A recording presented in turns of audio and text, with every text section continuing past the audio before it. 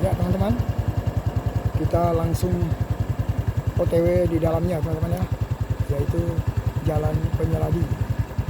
Oke, gas.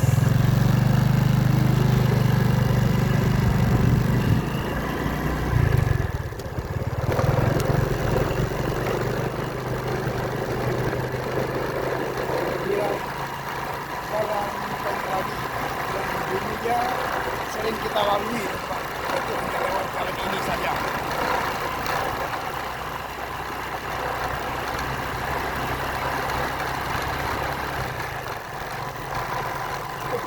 Sudah semak ya teman-teman ya.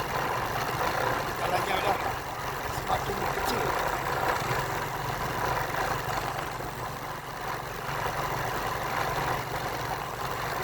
Kecil banget jalannya teman-teman.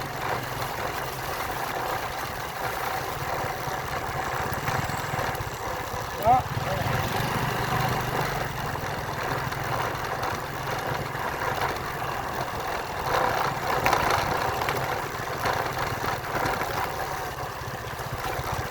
benar-benar sudah semak.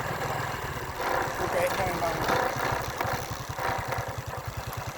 udah longsor teman-teman. Di sebelah kiri ya teman-teman, jalannya pun udah susah dilalui.